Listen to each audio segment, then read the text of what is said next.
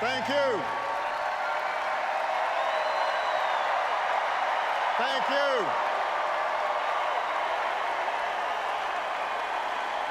Thank you. Thank you so much. Thank you.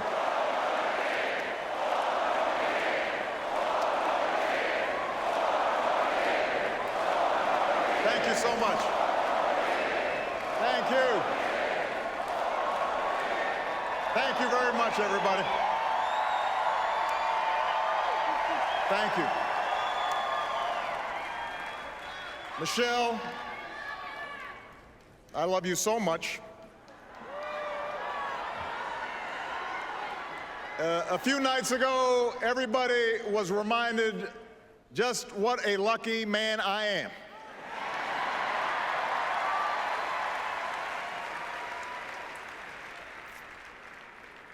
Malia and Sasha, we are so proud of you.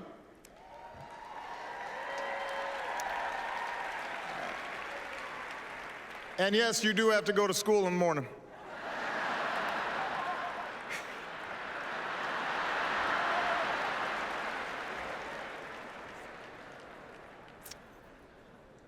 And Joe Biden, thank you for being the very best vice president I could have ever hoped for, and being a strong and loyal friend.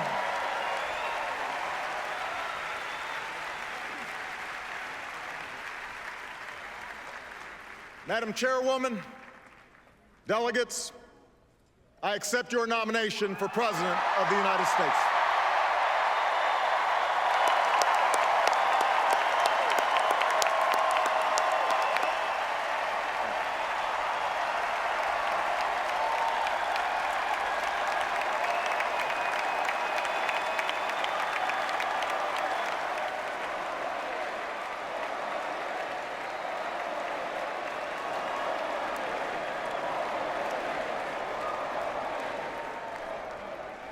Now, the first time I addressed this convention in 2004, I was a younger man, a Senate candidate from Illinois who spoke about hope. Not blind optimism, not wishful thinking, but hope in the face of difficulty, hope in the face of uncertainty. That dogged faith in the future which has pushed this nation forward even when the odds are great, even when the road is long. 8 years later, that hope has been tested by the cost of war, by one of the worst economic crises in history, and by political gridlock that's left us wondering whether it's still even possible to tackle the challenges of our time. I know campaigns can seem small, even silly sometimes. Trivial things become big distractions. Serious issues become sound bites. The truth gets buried under an avalanche of money and advertising.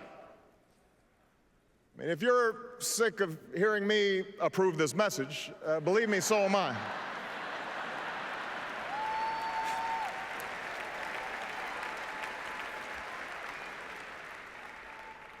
But when all is said and done, when you pick up that ballot to vote, you will face the clearest choice of any time in a generation. Over the next few years, big decisions will be made in Washington on jobs, the economy, taxes and deficits, energy, education, war and peace. Decisions that will have a huge impact on our lives and on our children's lives for decades to come. And on every issue, the choice you face won't just be between two candidates or two parties. It will be a choice between two different paths for America, a choice between two fundamentally different visions for the future. Ours is a fight to restore the values that built the largest middle class and the strongest economy the world has ever known.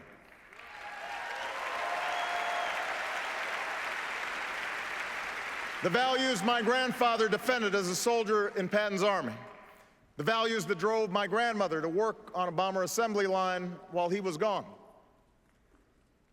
They knew they were part of something larger, a nation that triumphed over fascism and depression, a nation where the most innovative businesses turned out the world's best products, and everyone shared in that pride and success, from the corner office to the factory floor.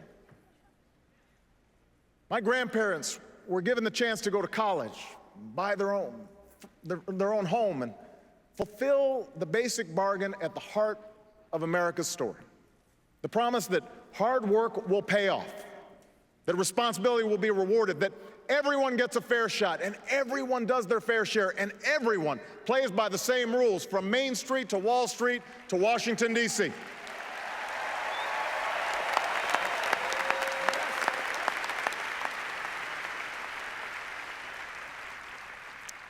And I ran for president because I saw that basic bargain slipping away. I began my career helping people in the shadow of a shuttered steel mill at a time when too many good jobs were starting to move overseas. And by 2008, we had seen nearly a decade in which families struggled with costs that kept rising, but paychecks that didn't. Folks racking up more and more debt just to make the mortgage or pay tuition, put gas in the car or food on the table. And when the house of cards collapsed in the Great Recession, millions of innocent Americans lost their jobs, their homes, their life savings, a tragedy from which we're still fighting to recover. Now, our friends down in Tampa at the Republican convention were more than happy to talk about everything they think is wrong with America, but they didn't have much to say about how they'd make it right. They want your vote, but they don't want you to know their plan. And that's because all they have to offer is the same prescriptions they've had for the last 30 years. Have a surplus? Try a tax cut. Deficit too high? Try another. Feel a cold coming on? Take 2 tax cuts, roll back some regulations, and call us in the morning.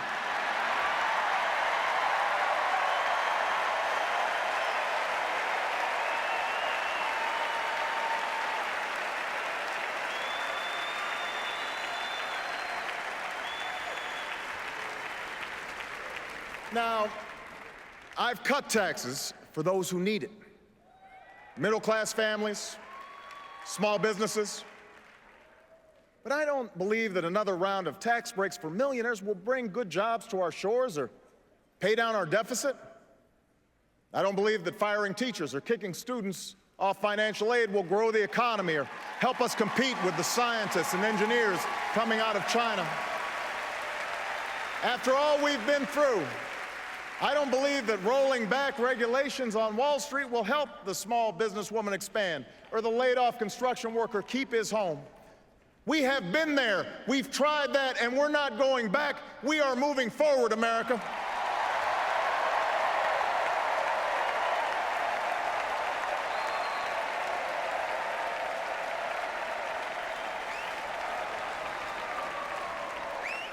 Now, I won't pretend the path I'm offering is quick or easy. I never have. You didn't elect me to tell you what you wanted to hear. You elected me to tell you the truth. And the truth is, it will take more than a few years for us to solve challenges that have built up over decades. It'll require common effort and shared responsibility, and the kind of bold, persistent experimentation that Franklin Roosevelt pursued during the only crisis worse than this one. And by the way, those of us who carry on his party's legacy should remember that not every problem can be remedied with another government program or dictate from Washington. But know this, America, our problems can be solved. Our challenges can be met. The path we offer may be harder, but it leads to a better place, and I'm asking you to choose that future. I'm asking you to rally around a set of goals for your country, goals in manufacturing, energy, education, national security, and the deficit. Real, achievable plans that will lead to new jobs, more opportunity, and rebuild this economy on a stronger foundation. That's what we can do in the next 4 years, and that is why I am running for a second term as President of the United States.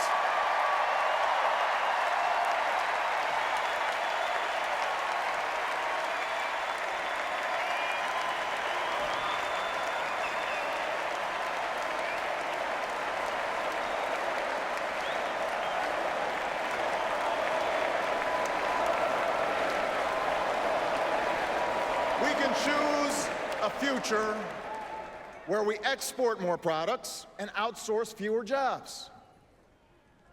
After a decade that was defined by what we bought and borrowed, we're getting back to basics and doing what America's always done best. We are making things again.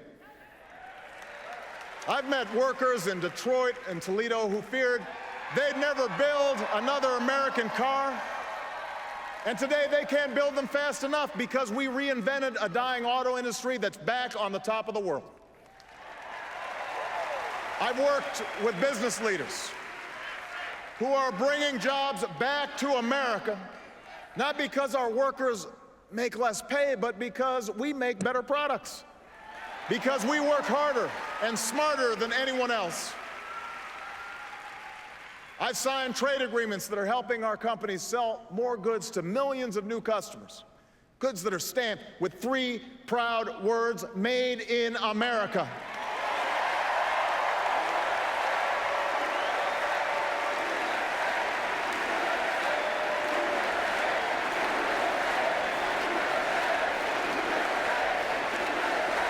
And after a decade of decline, this country created over 500,000 manufacturing jobs in the last 2.5 years. And now you have a choice. We can give more tax breaks to corporations that ship jobs overseas, or we can start rewarding companies that open new plants and train new workers and create new jobs here in the United States of America.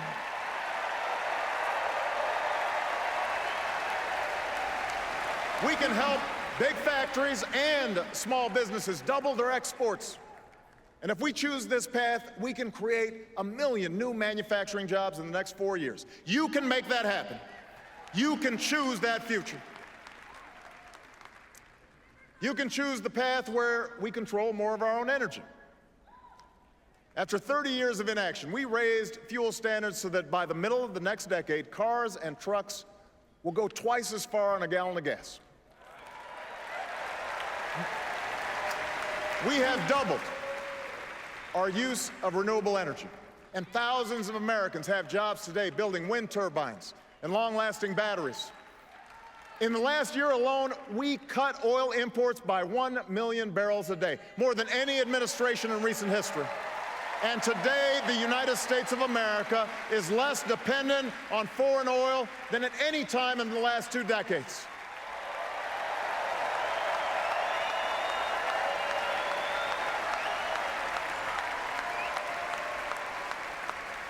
So now you have a choice between a strategy that reverses this progress or one that builds on it. We've opened millions of new acres for oil and gas exploration in the last 3 years, and we'll open more. But unlike my opponent, I will not let oil companies write this country's energy plan or endanger our coastlines or collect another $4 billion in corporate welfare from our taxpayers. We're offering a better path.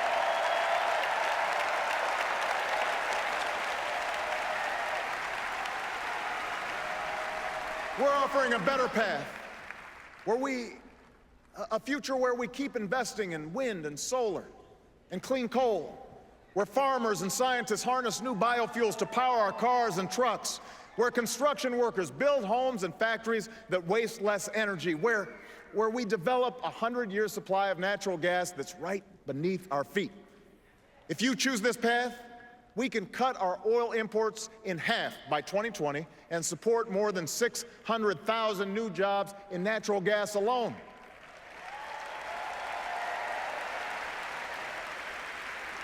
And yes, my plan will continue to reduce the carbon pollution that is heating our planet, because climate change is not a hoax.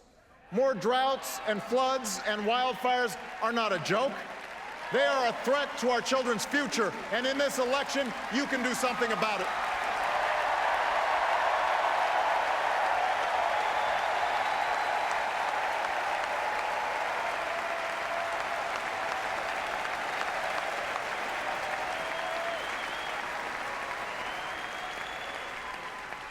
You can choose a future where more Americans have the chance to gain the skills they need to compete, no matter how old they are or how much money they have. Education was the gateway to opportunity for me. It was the gateway for Michelle. It was the gateway for most of you.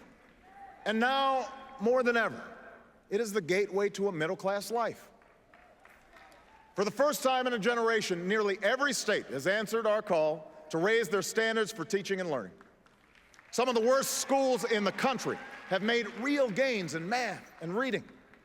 Millions of students are paying less for college today because we finally took on a system that wasted billions of taxpayer dollars on banks and lenders. And now you have a choice.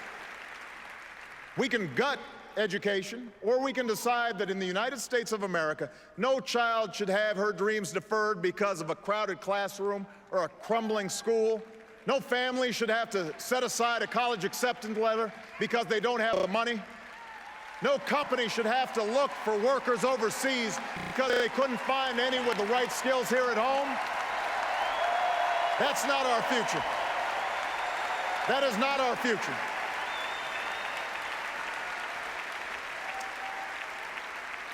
A government has a role in this, but teachers must inspire, principals must lead, parents must instill a thirst for learning, and students, you got to do the work. And together, I promise you, we can out-educate and out-compete any nation on earth. So help me recruit 100,000 math and science teachers within 10 years and improve early childhood education.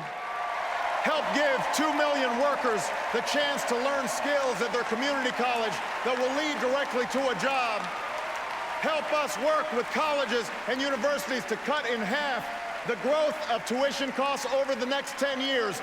We can meet that goal together. You can choose that future for America.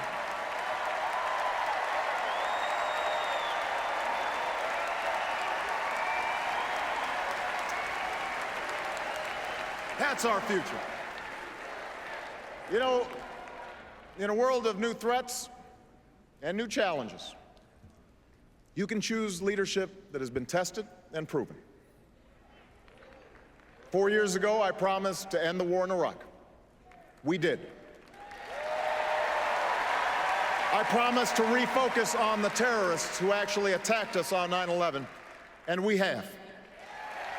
We've blunted the Taliban's momentum in Afghanistan, and in 2014, our longest war will be over. A new tower rises above the New York skyline. Al-Qaeda is on the path to defeat, and Osama bin Laden is dead.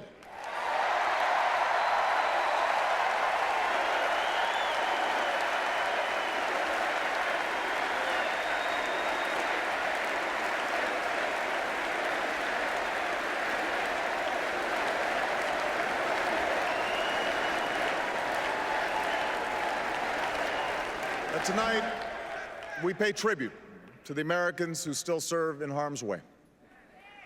We are forever in debt to a generation whose sacrifice has made this country safer and more respected.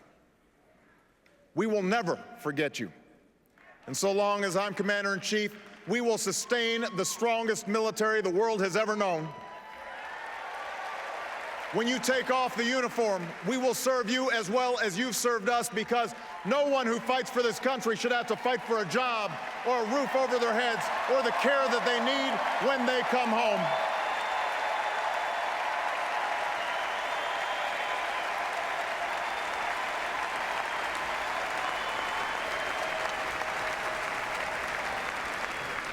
Around the world, we've strengthened old alliances and forged new coalitions to stop the spread of nuclear weapons. We've reasserted our power across the Pacific and stood up to China on behalf of our workers. From Burma to Libya to South Sudan, we have advanced the rights and dignity of all human beings, men and women, Christians and Muslims and Jews. But for all the progress that we've made, challenges remain. Terrorist plots must be disrupted. Europe's crisis must be contained. Our commitment to Israel's security must not waver. and neither must our pursuit of peace.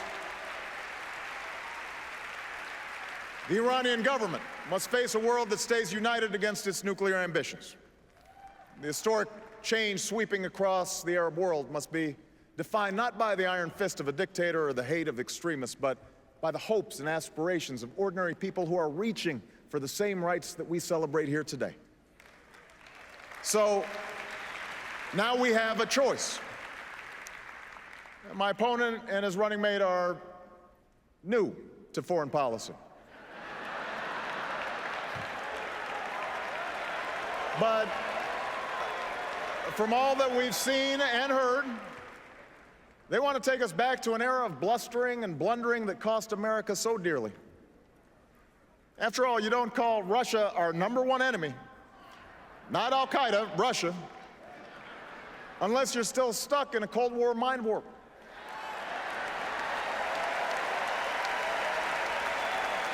You might not be ready for diplomacy with Beijing if you can't visit the Olympics without insulting our closest ally.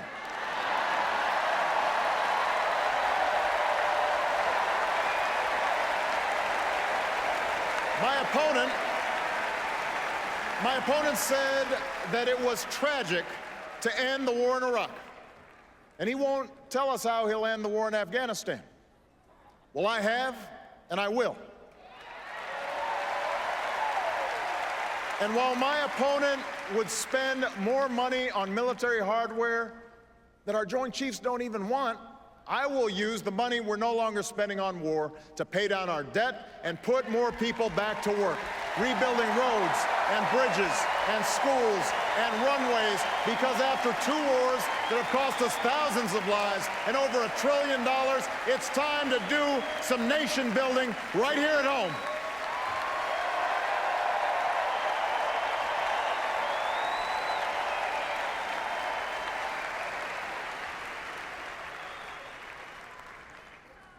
You can choose a future where we reduce our deficit without sticking it to the middle class. Independent experts say that my plan would cut our deficit by $4 trillion. And last summer, I worked with Republicans in Congress to cut $1 billion in spending, because those of us who believe government can be a force for good should work harder than anyone to reform it so that it's leaner and more efficient and more responsive to the American people. I want to reform the tax code so that it's simple, fair, and ask the wealthiest households to pay higher taxes on incomes over $250,000. The same rate we had when Bill Clinton was president, the same rate we had when our economy created nearly 23 million new jobs, the biggest surplus in history, and a whole lot of millionaires to boot. Now, I'm still eager to reach an agreement based on the principles of my bipartisan debt commission. No party has a monopoly on wisdom. No democracy works without compromise. I want to get this done, and we can get it done. But when Governor Romney and his friends in Congress tell us we can somehow lower our deficits by spending trillions more on new tax breaks for the wealthy, well, what Bill Clinton call it? You do the arithmetic. You do the math. I refuse to go along with that. And as long as I'm president, I never will. I refuse to ask middle-class families to give up their deductions for owning a home or raising their kids just to pay for another millionaire's tax cut. I refuse to ask students to pay more for college or kick children out of Head Start programs to eliminate health insurance for millions of Americans who are poor and elderly or disabled. Also, those with the most can pay less. I'm not going along with that.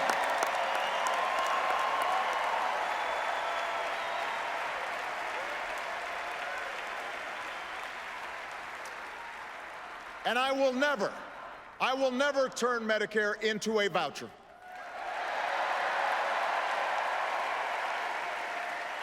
No American should ever have to spend their golden years at the mercy of insurance companies. They should retire with the care and the dignity that they have earned. Yes, we will reform and strengthen Medicare for the long haul, but we'll do it by reducing the cost of health care, not by asking seniors to pay thousands of dollars more. And we will keep the promise of Social Security by taking the responsible steps to strengthen it, not by turning it over to Wall Street.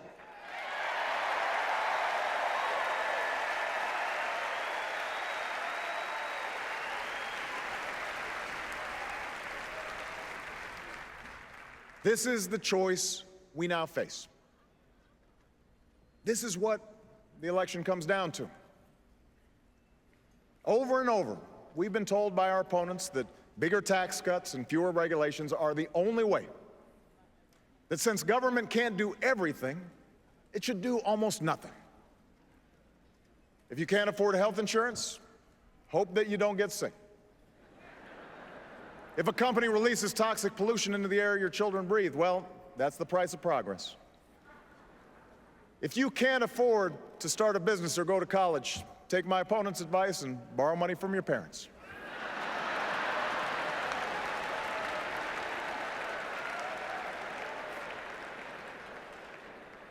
You know what? That's not who we are. That's not what this country's about. As Americans, we believe we are endowed by our Creator with certain inalienable rights, rights that no man or government can take away.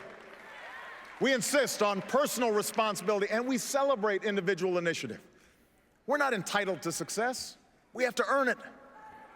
We honor the strivers, the dreamers, the risk takers, the entrepreneurs who have always been the driving force behind our free enterprise system, the greatest engine of growth and prosperity that the world's ever known. But we also believe in something called citizenship. Citizenship, a word at the very heart of our founding, a word at the very essence of our democracy. The idea that this country only works when we accept certain obligations to one another and to future generations. We believe that when a CEO pays his auto workers enough to buy the cars that they build, the whole company does better. We believe that when a family can no longer be tricked into signing a mortgage they can't afford, that family's protected, but so is the value of other people's homes. And so is the entire economy. We believe the little girl who's offered an escape from poverty by a great teacher or a grant for college could become the next Steve Jobs, or the scientist who cures cancer, or the President of the United States, and it is in our power to give her that chance.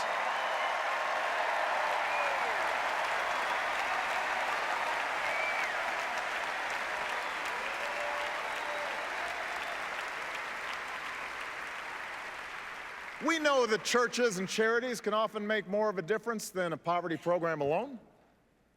We don't want handouts for people who refuse to help themselves, and we certainly don't want bailouts for banks that break the rules.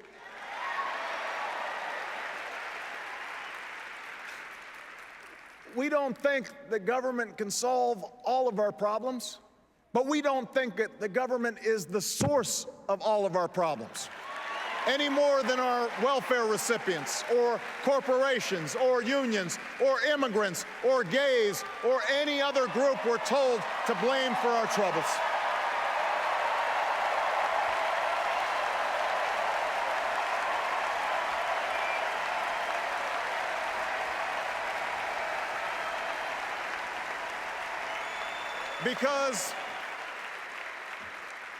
Because America, we understand that this democracy is ours.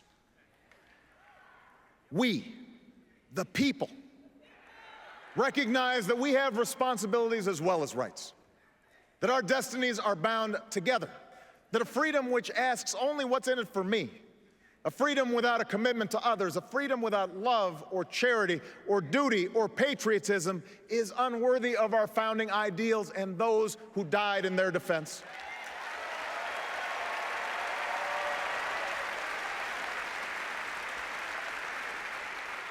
As citizens, We understand that America is not about what can be done for us. It's about what can be done by us, together, through the hard and frustrating but necessary work of self-government. That's what we believe. So you see, the election 4 years ago wasn't about me. It was about you. My fellow citizens, you were the change. You're the reason there's a little girl with a heart disorder in Phoenix who'll get the surgery she needs because an insurance company can't limit her coverage. You did that.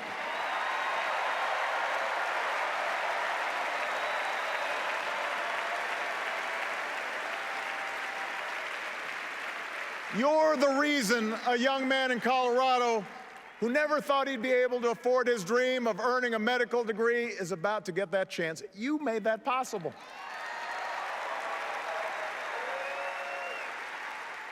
You're the reason a young immigrant who grew up here and went to school here and pledged allegiance to our flag will no longer be deported from the only country she's ever called home.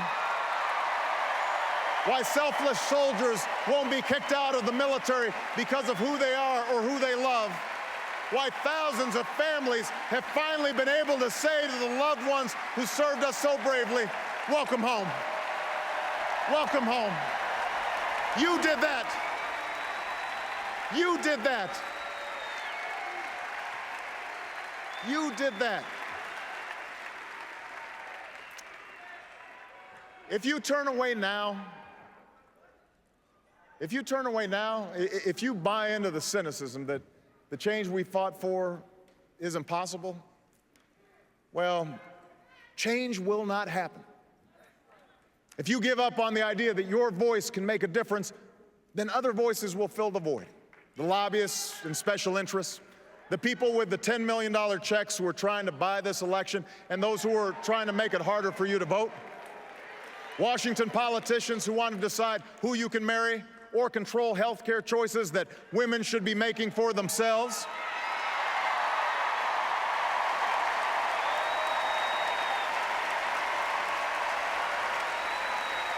Only you can make sure that doesn't happen. Only you have the power to move us forward.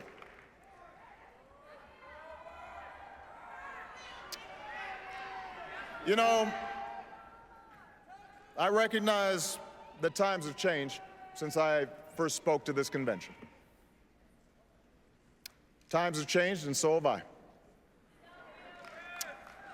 I'm no longer just a candidate.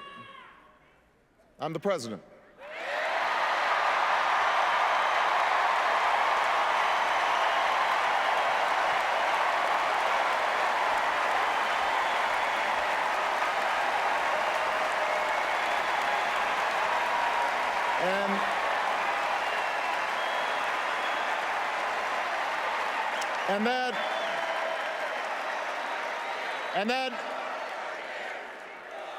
And that means I know what it means to send young Americans into battle.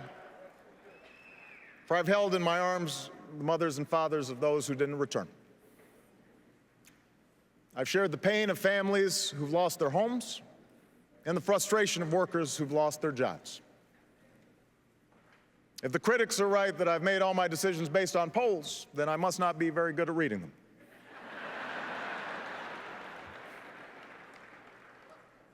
And while I'm very proud of what we've achieved together, I'm far more mindful of my own failings, knowing exactly what Lincoln meant when he said, "I have been driven to my knees many times by the overwhelming conviction that I had no place else to go."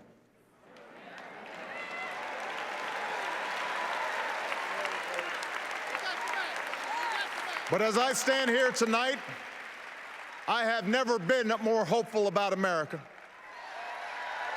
Not because I think I have all the answers, not because I'm naive about the magnitude of our challenges.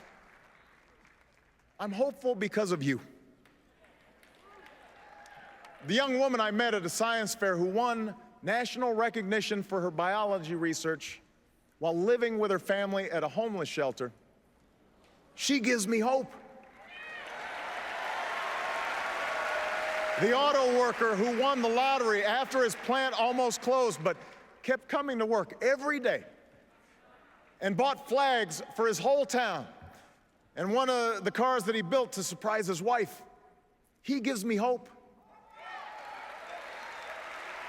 The family business in Warroad, Minnesota, that didn't lay off a single one of their 4,000 employees when the recession hit, even when their competitors shut down dozens of plants, even when it meant the owner gave up some perks and some pay, because they understood that their biggest asset was the community and the workers who had helped build that business.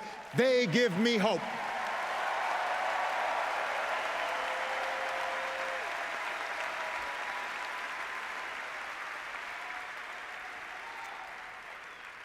I think about the young sailor I met at Walter Reed Hospital, still recovering from a grenade attack that would cause him to have his leg amputated above the knee.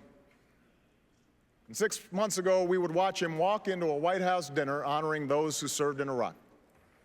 Tall and 20 pounds heavier, dashing in his uniform, with a big grin on his face, sturdy on his new leg. And I remember how a few months after that, I would watch him on a bicycle, racing with his fellow wounded warriors on a sparkling spring day, inspiring other heroes who had just begun the hard path he had traveled. He gives me hope.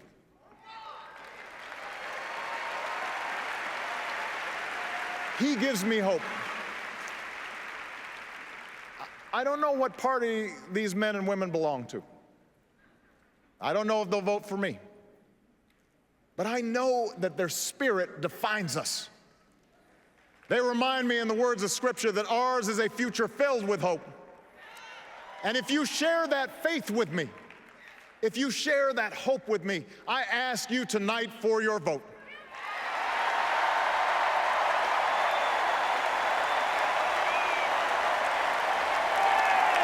If you reject the notion that this nation's promise is reserved for the few, your voice must be heard in this election. If you reject the notion that our government is forever beholden to the highest bidder, you need to stand up in this election.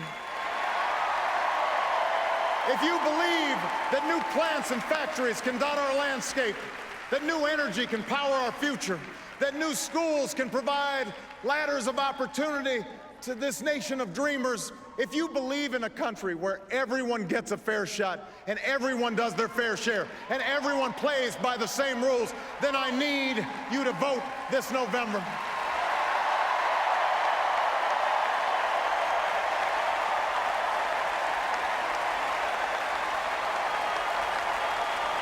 America, I never said this journey would be easy, and I won't promise that now. Yes, our path is harder, but it leads to a better place. Yes, our road is longer, but we travel it together. We don't turn back. We leave no one behind. We pull each other up. We draw strength from our victories, and we learn from our mistakes, but we keep our eyes fixed on that distant horizon, knowing that Providence is with us and that we are surely blessed to be citizens of the greatest nation on earth. Thank you. God bless you. And God bless these United States.